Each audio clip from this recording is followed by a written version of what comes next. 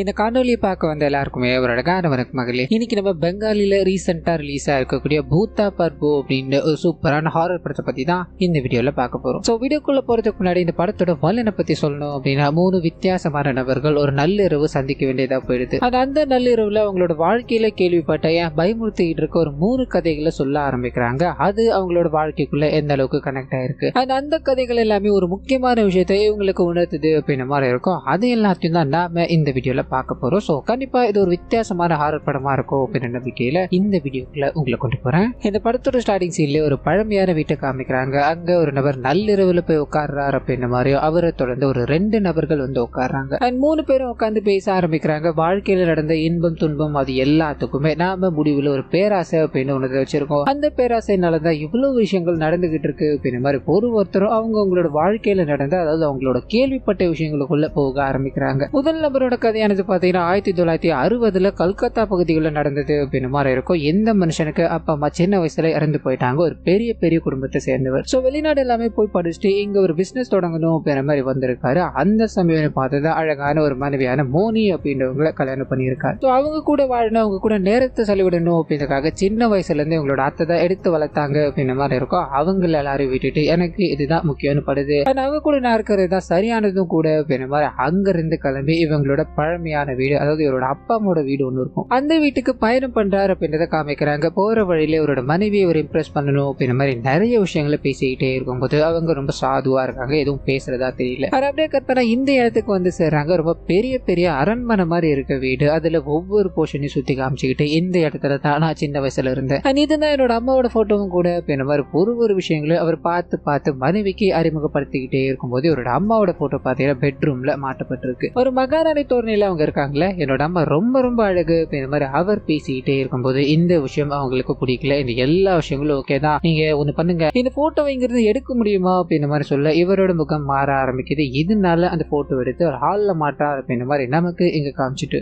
அப்படியே கட் பண்ணி இவரோட கம்பெனிக்குள்ள போக ஆரம்பிக்குது. 60s காலகட்டத்துல கல்கத்தால கம்பெனி வச்சிருக்கு அப்படின்றது ரொம்ப பெரிய விஷயமா இருக்கும். இதனால நிறைய பிரச்சனைகள் ஏற்பட்டுக்கிட்டு இருக்கு அப்படின்ற மாதிரி அதை எல்லாத்தையும் ஒரு பொறுமையா ஹேண்டில் பண்ணிட்டு இருக்காரு அப்படின்றதையும் நமக்கு இங்க காட்டிக்கிட்டே இருக்கு. அது கூடவே இவரோட மனைவி இருக்காங்களே, அவங்களுக்கு தெரிஞ்ச நபர் ஒருத்தர் அங்க வேலை செய்யறாரு அப்படின்றத நமக்கு இங்க காமிக்கிறாங்க. அப்படியே கட் பண்ண வீட்டுல என்னோட கணவர் இல்லாத நேரமா பார்த்து வீட்டுல இருக்க எல்லாத்தையும் எக்ஸ்ப்ளோர் பண்ணிக்கிட்டே இருக்காங்க. அவங்க ஒரு வீணை இருக்கு, அதை பாட்டு பாடி வாசிக்கிட்டே இருக்கும்போது இவங்களோட கணவர் வராரு, சீக்கிரமா வந்திருக்காரு. இதை பார்த்ததும் அவங்களுக்கு ஒரு மாதிரி ஷாக்கா இருக்கு. என்ன சீக்கிரமா வந்துட்டீங்க நீங்க அப்படின்ற மாதிரி சொல்லிட்டு முகம் கொடுத்து பேசாம போய்கிட்டே இருக்கு. இந்த விஷயம் இவருக்கு கோபத்தை ஏற்படுத்துது அப்படின்ற மாதிரி இருக்கும். மௌனமா இருக்காரு. இவரோட வீட்டு வேலைக்காரரை கூப்பிட்டு எனக்கு சுடு தண்ணி வைக்க முடியுமான்னு கேட்க அவரும் என்ன சீக்கிரமா வந்துட்டீங்க அப்படின்ற ஒரு கேள்வி. இதனால பயங்கர கோபம் அடைகிறாரு. அந்த கோபத்தை எல்லாத்தையுமே இந்த வேலைக்காரர் மேல காட்டாரு அப்படின்றத நமக்கு இங்க காட்டிக்கிட்டே இருக்கா. அன்னைக்கு இரவே இவரோட மனைவி இருக்காங்களா, அவங்களுக்கு இந்த நகை அப்படின்னா ரொம்ப பிடிக்கும். தாங்கிட்ட இருக்க மொத்த நகைகளையும் அணிஞ்சுக்கிட்டு அவங்க கண்ணாடியில பார்த்து ரசிக்கிறது வழக்கமா இருக்கும். சோ வழக்கம் போல அதை எல்லாத்தையும் பண்ணிக்கிட்டே இருக்கும்போது தன்னோட கணவரை தனியா கூப்பிடுறாங்க அப்படின்ற மாதிரி இருக்கு. இவங்களோட அம்மாவோட போட்டோ இருக்கு, அதை காமிக்கும் போது இவரோட அம்மாவோட போட்டோ சூப்பரா இருக்குல்ல, என்னோட அம்மாவோட கழுத்துல இருக்க நெக்லஸ் அழகா இருக்குல்ல அப்படின்ற மாதிரி பேசிக்கிட்டே இருக்கு. இவங்களுக்கு இவ்வளவு நகைகள் இருந்தாலும் அந்த நெக்லஸ் மேலதான் ஆர்வமா இருக்கு. எனக்கு நீங்க இதே மாதிரி வந்து தர முடியுமான்னு கேட்க இந்த மனுஷனும் யோசிக்கிறாரு. சரி நான் வாங்கி தரேன் அப்படின்ற மாதிரி அவங்கள அரவணைச்சு பேசிட்டு இருக்காரு அப்படின்றத எங்க காமிக்க அடுத்த நாள் காலையில பிசினஸ் குள்ள பயங்கரமான எல்லாம் சந்திச்சுக்கிட்டே இருக்காங்க. இதனால என்ன பண்ணுதுன்னு தெரியல. லட்சக்கணக்கில், அதாவது 60s காலகட்டத்திலே லட்சக்கணக்கில் பணம் கொடுக்கணும் அப்படின்ற மாதிரி ஒரு பிரஷருக்குள்ள தள்ளப்படுறாரு. இதனால இந்த கடன் எல்லாத்தையும் அடைக்கணும் அப்படின்னா இவரோட அத்தையை போய் சந்திக்கணும், உங்ககிட்ட பணத்தை கேட்கணும் அப்படின்ற மாதிரி முடிவெடுக்கிறாரு. அதுக்கு முன்னாடி நம்மளோட மனைவி கிட்ட உதவி கேட்கலாமே, அவங்க தான் இவ்வளவு நகைகளை வச்சிருக்காங்களே அப்படின்ற மாதிரி மௌனமான முறையில எனக்கு இந்த மாதிரி பிசினஸ்ல பெரிய நட்டம் ஏற்பட்டுக்கிட்டே இருக்கு, லட்சக்கணக்கில் நான் கடனாளி ஆயிட்டேன், என்னோட அத்தை கிட்ட நான் பணம் கேட்கணும் அப்படின்ற மாதிரி புறப்பட்டேன். ஆனா அதுக்கு முன்னாடி உங்ககிட்ட கேட்கலாமே அப்படின்ற மாதிரி முடிவு பண்ணிதான் இந்த விஷயத்த நான் உங்ககிட்ட கேட்க வந்து உன்னோட நகைகளை தர முடியுமா அப்படின்ற மாதிரி கேட்க இவங்களுக்கு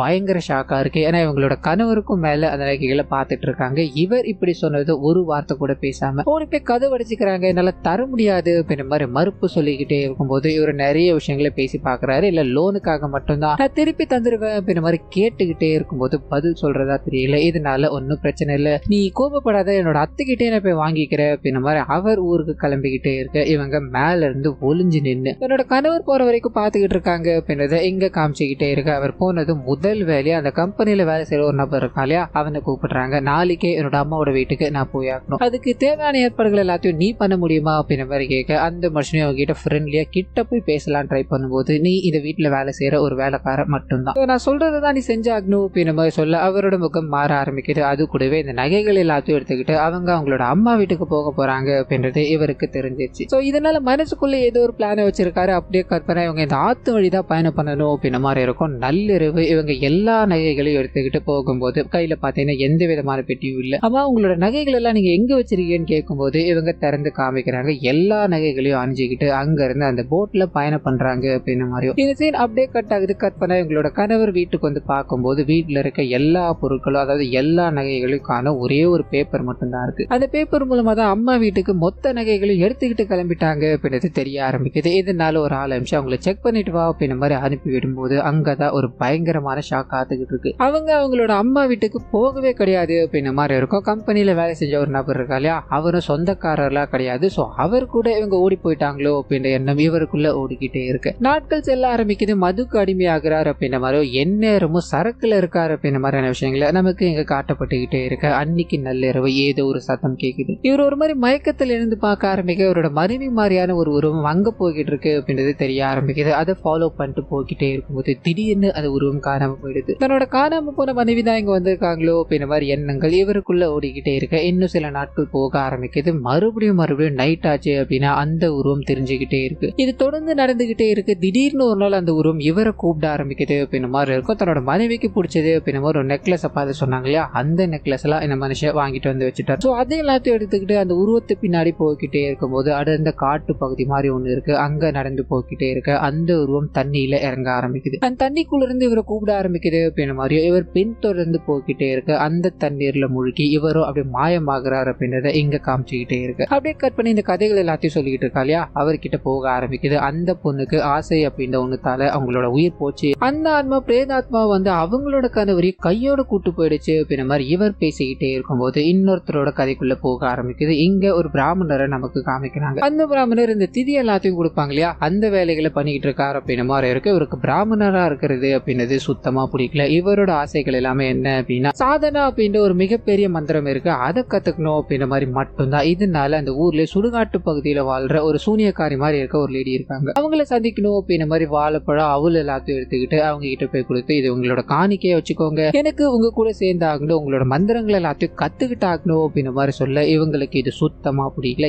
எங்க வந்து என்ன பேசிக்கிட்டு இருக்க, என்கிட்ட இருந்து உனக்கு எதுவுமே கத்து தர முடியாது, முதல்ல இங்க இருந்து கிளம்பு அப்படின்ற மாதிரி அவரை அங்க இருந்து துரத்தி அடிக்க ஆரம்பிக்கிறாங்க. அப்படியே கற்பனை அவர் இந்த திதி கொடுக்கிற வேலைகள் எல்லாத்தையும் பார்த்துக்கிட்டு இருக்காருன்னு சொன்ன இல்லையா, ஒரு நபர் அதாவது இவரை விட கீழ் சமூகத்தை சேர்ந்த ஒரு நபர் இவர்கிட்ட பேசணும் அப்படின்ற மாதிரி வரும்போது எனக்கு எந்த சமூகமா இருந்தா பரவாயில்லப்பா, நான் அதை எதையுமே பார்க்க மாட்டேன் அப்படின்ற மாதிரி அவரை கிட்ட ஒரு டிமாண்ட் வைக்கிறாரு. அது மூலமா இந்த புகையில இருக்கு இல்லையா, அது 2 பேரும் சேர்ந்து பருகிக்கிட்டு இருக்காங்க அப்படின்றத நமக்கு இங்க காட்டிக்கிட்டே இருக்க. அன்னைக்கு நைட்டு இந்த மனுஷன் தூங்கிக்கிட்டே இருக்கும்போது அவரோட கனவுல அந்த சூரியக்காரி இருக்காங்க இல்லையா வர ஆரம்பிக்கிறாங்க. நான் உன்னை போக சொன்னா நீ போயிடுவியா, ஒரு அம்மாவா நான் உன்னை திட்டுறது வழக்கம் தானே, நீ பையனை திரும்பி இங்க வந்திருக்கணும் இல்லையா அப்படின்ற மாதிரி கேட்டுட்டு பட்டுன்னு மறைஞ்சு போக இவர் தூக்கத்துல இருந்து எழுந்துக்கிறார். சோ அவங்க கனவுல வந்து இந்த மாதிரி ஒரு விஷயங்களை சொல்லிட்டாங்க, மறுபடியும் அவங்க கிட்ட போய் ஆகணும் அப்படின்ற மாதிரி போய்கிட்டே இருக்கும்போது அந்த வழியில தான் இவருக்கு பயங்கரமா பசி எடுக்க ஆரம்பிக்குது. என்ன பண்ணலான்னு ஒரு இடத்துல போய் உட்காரும் போது இவர் ஒரு பிராமணர் அப்படின்றத ஒரு நபர் புரிஞ்சுக்கிறார். சோ பிராமணரா இருக்கிறதால அவரோட மரியாதை நிமித்தம் காரணமா இவருக்கு உணவு கொடுக்கிறார் அப்படின்ற மாதிரியோ கையில காசு இல்லாததால ஒரு பிராமணரை நான் இருக்கிறது தான் எனக்கு உதவி பண்ணிச்சு, இந்த ஒரு காரணத்துக்காக எனக்கு பிராமணரா இருக்கிறது பிடிச்சிருக்கு அப்படின்ற மாதிரி வாய்ஸ் ஓவர்ல இவர் அந்த சூனியக்காரியை போய் சந்திக்கிறாரு. அவங்க கிட்ட நடந்த விஷயங்கள் எல்லாத்தையும் சொல்லி, அதாவது கனவுல நீங்க தான் இங்க வர சொன்னீங்க, எனக்கு நீங்க மந்திரங்கள் எல்லாத்தையும் கத்து கொடுக்கறதா சொன்னீங்க அப்படின்ற மாதிரி சொல்ல அவங்க யோசிக்க ஆரம்பிக்கிறாங்க. அப்படியா, எனக்காக நீ என்ன கொண்டு வந்திருக்க அப்படின்ற மாதிரி கேட்க இந்த மனுஷனும் நான் வாழைப்பழம் ஆனா அந்த அவள் எல்லாத்தையும் கொண்டு வந்திருக்கேன்னு காமிக்கும் போது அது எல்லாத்தையும் விட்டுட்டு பக்கத்துல ஒன்னு எரிஞ்சுக்கிட்டே இருக்கு, அதை எடுத்து கொடுக்குறாங்க. நான் அதாவது நீ சொன்ன இல்லையா அது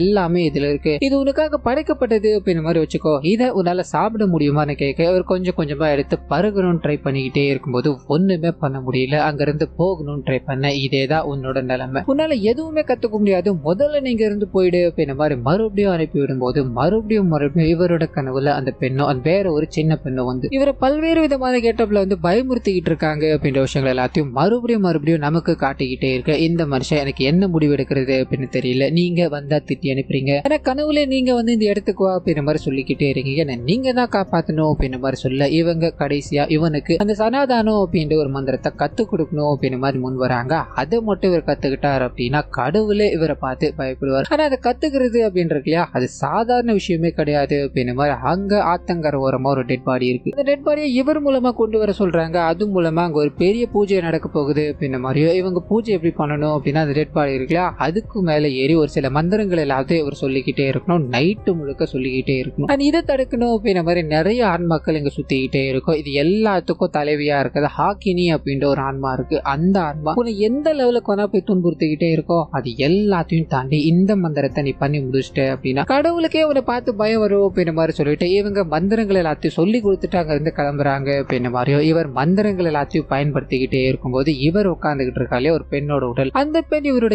எதிரில் வர மாதிரி காட்டிக்கிட்டு இருக்காங்க. இவருக்கு ஒன்னும் புரியல. வந்ததோ இவ்வளவு நேரம் வரைக்கும் நீ வணங்கிட்டு இருக்கு இல்லையா, அதாவது எதுக்காக வணங்கிட்டு இருக்கியோ அந்த கடவுள் நான் தான், உனக்கு தேவையானது கொடுக்குறேன், நீ அந்த மந்திரத்தை நிறுத்து அப்படின்ற மாதிரி சொல்லிக்கிட்டே இருக்க. இவருக்கு சந்தேகமா இருக்கு. ஏன்னா நைட்டு ஃபுல்லா சொன்னா மட்டும்தான் இது முடியும் அப்படின்ற மாதிரி சொன்னாங்க. இவ்வளவு சீக்கிரமா நீங்க வர முடியுமா அப்படின்ற மாதிரி அவங்க கிட்ட நிறைய கேள்விகளை எழுப்பிக்கிட்டே இருக்கும்போது அவங்களோட பாடி லாங்குவேஜ் மாற ஆரம்பிக்குது. அது மட்டும் இல்லாம ஒரு பெரிய அரக்க உருவம் வர ஆரம்பிக்குது. அந்த பெரிய அருவாள் எடுத்து இவரை வெட்டணும் அப்படின்ற மாதிரியான விஷயங்கள் இங்க நடந்துகிட்டே இருக்கு. அந்த மந்திரத்தை நிறுத்தி அங்கிருந்து பயந்து ஓட ஆரம்பிக்கிறாரு. ஒரு இடத்துல போய் போத்து விழுந்து போக அந்த சூரியகாரி வர ஆரம்பிக்கிறாங்க. மந்திரத்தை தடுக்கணும் அப்படின்றதுக்காக பல மாயைகள் உருவாக்கும் அப்படின்ற மாதிரி நான் சொன்னேன் இல்லையா, அந்த மாயைகள் எல்லாமே இதுதான். இந்த மந்திரத்தை நீ முடிக்காம போயிட்டே அப்படின்ற மாதிரி அவர்கிட்ட பேசிக்கிட்டே இருக்க. அந்த மனுஷனும் வாயை திறக்க முடியாம கஷ்டப்பட்டுக்கிட்டே இருக்கும்போது இது எல்லாமே மாயைன்னு சொன்னா நீ நம்புவியா, இது எல்லாமே மரத்தோட நெல்ல தான் நடந்துகிட்டு இருக்கு அப்படின்ற மாதிரி சொல்ல இவர் இவங்களை சந்திக்கணும் அப்படின்ற மாதிரி வந்து எனக்கு என்ன பண்றதுன்னே தெரியல அப்படின்ற மாதிரி சொன்னாங்க இல்லையா. அப்ப ஒரு மாய பிம்பத்தை இவங்க கிரியேட் பண்ணி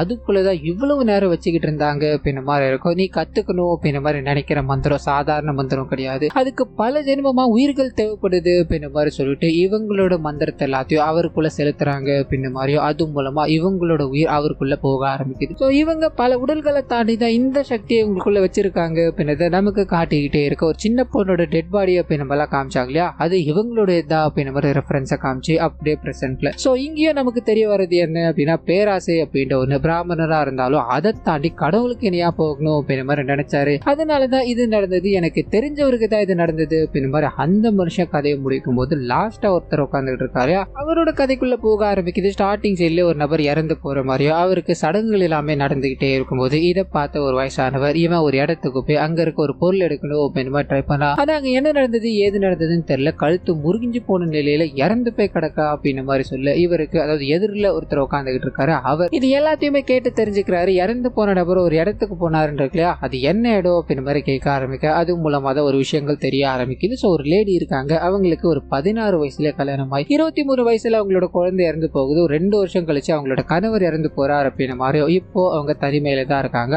அவங்கள சுத்தி அவங்களோட பாதுகாவலர்கள் அண்ட் வெல்விஷர்ஸ் மட்டும்தான் இருக்காங்க அப்படின்னு மாதிரி இருக்கும். அவங்க ஒரு பெரிய பெரிய குடும்பத்தை சேர்ந்தவங்க. அவங்களோட வீட்டுக்குள்ள அவங்களோட பூஜை அறைக்குள்ள ஒரு வித்தியாசமான கிருஷ்ணரோட சிலை இருக்கு அப்படின்னு மாதிரி இருக்கும். குறைஞ்சது 60 லட்சம் வரைக்கும் அந்த சிலை போகும். ஆனா பிரச்சனை என்ன அப்படின்னா அந்த சிலையை தாண்டி வீட்டுக்கு வெளியில ஒரு கிருஷ்ணர் கோயில் இருக்கு, அதை தான் மக்கள் எல்லாருமே வழிபட்டுக்கிட்டு இருக்காங்க. அவங்களோட வீட்டுக்குள்ள யாருமே அனுமதி இல்லாம போனதே கிடையாது. சோ இந்த சிலை எடுக்கணும் அப்படின்னு மாதிரி ஒரு நபர் போனார். அவர் இப்ப இறந்து போய் ரிட்டர்ன் வந்துட்டார் அப்படின்ற மாதிரியோ இந்த பொறுப்பு உங்ககிட்ட இருக்கு, இதை நீ பண்ண முடியுமா அப்படின்னு ஒரு மிகப்பெரிய திருடன்னு சொல்லலாம். அவங்கிட்ட கொடுக்கும்போது அவன் தன்னோட கெட்டப் எல்லாத்தையும் மாத்திக்கிட்டு ஒரு பெரிய பிளானோட கிளம்ப ஆரம்பிக்கிறான் அப்படின்ற மாதிரி இருக்கும். கிருஷ்ணர் கோயிலுக்கு வெளியூர்ல இருந்து நிறைய ஆளுங்களா வருவாங்கன்னு இருக்கும். அப்படி இவன் போகும்போது சோகமா உட்காந்துக்கிட்டே இருக்கான். அங்க இருக்க ஒரு நபர் இவர்கிட்ட பேச ஆரம்பிக்கிறாரு. அந்த சமயத்துலதான் இவர் ஒரு பிராமணர் அப்படின்ற மாதிரியோ சாப்பாடு கஷ்டப்பட்டுக்கிட்டு இருக்காரு அப்படின்றதும் இவருக்கு தெரிய ஆரம்பிக்குது. பிராமணரா இருந்துகிட்டு இப்படி பண்ணலாமா, உனக்கான தேவைகள் எல்லாத்தையும் நான் பூர்த்தி செய்யற அப்படின்ற மாதிரி உள்ள கூப்பிட்டு சாப்பாடு எல்லாத்தையும் போட்டாரு. சாப்பாடு கொடுத்ததுக்கு ரொம்ப நன்றி ஐயா, என்ன இதை சொல்லலாமா வேணாமா அப்படின்றது தெரியல. இந்த கோயிலுக்கு நிறைய மந்திரங்கள் எல்லாத்தையும் சான்ஸ்கிரிட்ல படிச்சுட்டு இருந்தாங்க இல்லையா, அப்போ அவங்க வாசிக்கிற விதங்கள் தப்பா இருக்கு, இது கடவுளை அவமானப்படுத்துற மாதிரி ஆயிடும் அப்படின்ற மாதிரி போற போக்கில் சொல்லிட்டு போகும்போது இந்த விஷயங்கள் இவருக்குள்ள ஓடிக்கிட்டே இருக்கு. அப்படியே கற்பனை வீட்டம்மா இருக்காங்க இல்லையா, அவங்க அந்த இடத்துக்கு போறாங்க. இவரை பார்த்ததும் இவர் ஒரு பிராமணர் நல்லா படிச்சிருக்காரு அப்படின்றது தெரிய ஆரம்பிக்குது. கடவுளுக்கு பூஜை செய்யணும் அப்படின்ற மாதிரி விருப்பப்படுறார். இதனால இவரை நாம இங்க வேலைக்கு வச்சுக்கலாம் அப்படின்ற மாதிரி முடிவு பண்ண. இந்த விஷயத்த முதல்ல ஒருத்தர் கவனிச்சார் இல்லையா, அவருக்கு லைட்டா பிடிக்கல அப்படின்னாலும் அம்மாவே சொல்லிட்டாங்க இதுக்கு மேல என்ன பேச முடியும் அப்படின்ற மாதிரி வேலைக்கு சேர்க்க ஆரம்பிக்கிறாரு. இந்த மனுஷனோட பிளானே இந்த வீட்டுக்குள்ள மிங்கிள் ஆகணும் அப்படின்றதாலியா. அது மட்டும் இல்லாம கணவர் துணை இல்லாம இந்த லேடி ரொம்ப நாளா தனிமையில இருக்காங்க, இதை தனக்கு சாதகமா பயன்படுத்திக்கணும் அப்படின்றதுக்காக அவங்க கூட கொஞ்சம் கொஞ்சமா அட்டாச் ஆக ஆரம்பிக்கிறாங்க அப்படின்ற மாதிரி இருக்கும். வீட்டுல எல்லாருமே பாத்தீங்கன்னா கீழ்த்தளத்துல தான் இருப்பாங்க. ஃபர்ஸ்ட் ஃப்ளோர்ல இந்த லேடி மட்டும் தான் இரவு தூங்குவாங்க அப்படின்ற மாதிரி இருக்கும். மத்தவங்க எல்லாருக்குமே பயம். இதுக்கான காரணம் என்ன அப்படின்ற மாதிரி யாருமே ரிவீல் பண்ணல. எந்த மனுஷனும் இது பெருசா எடுத்துக்கிற மாதிரி தெரியல. வீட்டுக்குள்ள இந்த கடவுளுக்கு பூஜை செய்யணும் அப்படின்ற மாதிரி நுழைஞ்சார் இல்லையா. கொஞ்சம் கொஞ்சமா அங்க இருக்க வேலைகள் எல்லாத்தையும் எடுத்து செய்ய ஆரம்பிக்கிறாரு. தன்னோட உடலை காமிச்சு அவங்கள கொஞ்சம் கொஞ்சமா மயக்கிட்டு இருக்காரு அப்படின்ற மாதிரியும். அதே சமயத்துல இவங்களோட அப்பாவோட லைப்ரரி ஒன்று இருக்கும். அந்த இடத்துக்கு போய் நூல்கள் எல்லாத்தையும் படிக்கணும், நீங்க எனக்கு உதவ முடியுமா அப்படின்ற மாதிரி அவங்களோட வாழ்க்கைக்குள்ள கொஞ்சம் கொஞ்சமா நுழைஞ்சுக்கிட்டே இருக்கு. இந்த விஷயம் இவங்களோட பாதுகாவல இருக்கு, உறுத்திக்கிட்டே இருக்கு. என்னப்பெல்லாம் யோசிச்சுக்கிட்டே இருக்கு. அதே சமயத்துல ஒரு கேஸ் விஷயமா அவர் வெளியூர் போகணும் அப்படின்னு ஒரு கட்டாயத்துக்கு தள்ளப்பட்டுட்டாரு. இதனால அந்த வீட்டுல அந்த லேடி மட்டும் தனியா இருக்கும்போது இதை நமக்கு சாதகமா பயன்படுத்திக்கணும், நம்ம அந்த சிலையை திருடிட்டு போகணும் அப்படின்ற மாதிரி பல விஷயங்களை பிளான் போட்டுட்டு அந்த லைப்ரரியில போய் மௌனமா படிச்சுக்கிட்டே இருக்கும்போது அந்த லேடி அங்க வராங்க. இவங்களை பார்த்து ஒரு எக்ஸிக்யூட் பண்ண ஆரம்பிக்கிறாரு. அது என்ன அப்படின்னா, நான் ஒரு பெரிய பெரிய பாவத்தை பண்ணிட்டேன், அதனால நாளைக்கே நான் இங்க இருந்து கிளம்ப போறேன் அப்படின்ற மாதிரி சொல்ல அவங்க குழம்பி போறாங்க. என்ன ஆச்சுன்னு கேட்கும் போது, எனக்கு தங்க இடத்தை கொடுத்து சாப்பாடு எல்லாத்தையும் போட்ட உங்களையே நான் என்னோட மனசுக்குள்ள தப்பா நினைச்சிட்டேன் அப்படின்ற மாதிரி சொல்லிக்கிட்டே இருக்கும்போது திடீர்னு இடி இடிக்க ஆரம்பிக்குது. அவங்க பயந்து போய் இவரை கட்டி அணைக்கும் போது இங்க ரெண்டு பேருக்கும் இடையிலான காதல் உருவாகுது அப்படின்ற மாதிரியும் இவங்க உண்மையில காதலிக்கிறாங்க. ஆனா அந்த நபர் இது எல்லாத்தையும் பண்ணிக்கிட்டதுக்கான காரணம் என்ன அப்படின்றது நமக்கு தெரியும். இதனால பொறுமையா அவங்களை தூக்கிட்டு பெட்ரூம் வரைக்கும் போகும்போது திடீர்னு ஒரு இடி இடிச்சு அங்க ஒரு சின்ன பெண்ணோட உருவம் தெரிய ஆரம்பிக்குது. பார்த்தது இவர் பயந்து நின்றுகிட்டே இருக்கும்போது அந்த அம்மாவும் எதுக்காக வந்திருக்க, இப்ப திடீர்னு வந்ததுக்கான காரணம் என்ன, இதுக்கு முன்னாடி அப்பா குடும்ப பத்தினார் அப்படின்ற மாதிரி அவரை நீ கொலை பண்ணிட்ட, நிறைய விஷயங்களை பண்ணிக்கிட்டு இருந்த, இப்போ எதுக்காக இங்க வந்திருக்க அப்படின்ற மாதிரி கேட்டுட்டு இந்த நபரை பார்க்கும்போது இந்த நபர் ரொம்ப நல்ல நபர் தான், எனக்கு எந்த தீங்கும் விளைவிக்க மாட்டாரு அப்படின்ற மாதிரி சொல்லிக்கிட்டே இருக்க இவர் குழம்பி போறாரு. பாப்பா நீ யாருமா அப்படின்ற மாதிரி கிட்ட போக அதுவும் மூலமா தான் அங்க நின்றுகிட்டு இருக்காங்க இல்லையா அந்த லேடியோட குழந்தை அப்படின்றது தெரிய ஆரம்பிக்குது. சிரிக்கிறாரு. காரணம் என்ன அப்படின்னா, அவங்க குழந்தை இறந்து போய் ரொம்ப நாட்கள் ஆகுது, அப்ப இங்க இருக்கிறது யாரா இருக்கோ அப்படின்ற மாதிரி சொல்ல அந்த குழந்தையோட உருவம் மாற ஆரம்பிக்குது. இவரை பயங்கரமான முறையில தாக்க ஆரம்பிக்குது. அந்த சமயத்துலதான் இவர் வந்ததுக்கான காரணம் என்ன அப்படின்ற மாதிரி அந்த லேடிக்கு தெரிய ஆரம்பிக்குது. மௌனமா இது எல்லாத்தையும் பார்த்துக்கிட்டே இருக்கு. அந்த குழந்தையோட உருவத்தால இவர் தாக்கப்பட்டார் அப்படின்ற மாதிரியோ, தன்னோட அம்மாக்கு ஒண்ணு அப்படின்னா இந்த குழந்தை பாதுகாவலனா இங்க நின்றுகிட்டு இருக்கு அப்படின்ற மாதிரியோ நமக்கு காட்டிக்கிட்டே இருக்கும்போது அந்த நபர் துடி துடிக்க அந்த இடத்துல இறந்து போறார். சோ இது மூலமா இந்த மூணாவது கதையும் முடியுது அப்படின்ற மாதிரி இருக்கும். 3 கதைகளுமே இருக்கிறது அவங்க தான். அதாவது இந்த கதைகளை சொன்னாங்க இல்லையா அவங்க தான். ஆனா சொல்லும் போது எனக்கு தெரிஞ்சவங்க நடந்தது, எனக்கு தெரிஞ்சவங்களோட தெரிஞ்சவங்க சொன்னது அப்படின்ற மாதிரி அந்த கதையை திரிச்சு பேசிக்கிட்டே இருந்திருப்பாங்க. இந்த 3த்துலயுமே மெயினா இருக்க விஷயம் என்ன அப்படின்னா பேராசை அப்படின்ற ஒண்ணு தான். மனுஷனோட பேராசை அப்படின்றது மனுஷனை எந்த லெவலுக்கு வேணா கொண்டு போவோம், அதுக்கு உருவம் கிடையாது அப்படின்னாலும் அது எடுத்துக்கிற விஷயங்கள் ரொம்ப ரொம்ப நிறைய இருக்கு அப்படின்ற மாதிரி பேசிக்கிட்டே இருக்கும்போது இந்த 3 பேரும் மாயமாக்கிட்டே இருக்காங்க. காரணம் என்ன அப்படின்னா இது என்னோட வாழ்க்கையில நடந்த உண்மை கதைகளா இருக்கும். ஸோ லிட்ரலி இவங்க இறந்து போயிட்டாங்க. பல வருஷத்துக்கு முன்னாடி இறந்து போனாலும் 3 பேரோட ஆன்மாவும் அந்த பில்டிங்ல தான் சுத்திக்கிட்டு இருக்கு. அதனால தான் இந்த மாதிரியான விஷயங்கள் நடந்துகிட்டு இருக்கு அப்படின்றத இங்க நமக்கு காட்சிப்படுத்திட்டு இந்த படத்தை இதோட முடிக்கிறாங்க அப்படின்னு மாதிரி இருக்கும். ஸோ கண்டிப்பா இந்த படமே என்னோட வாய்ஸ் உங்களுக்கு பிடிச்சிருக்கும்னு நினைக்கிறேன். இந்த வீடியோல ஏதாவது நிறை குறைகள் இருந்தது அப்படின்னா அதை மறந்துடாம கமெண்ட்ஸ்ல பதிவிட்டுருங்க.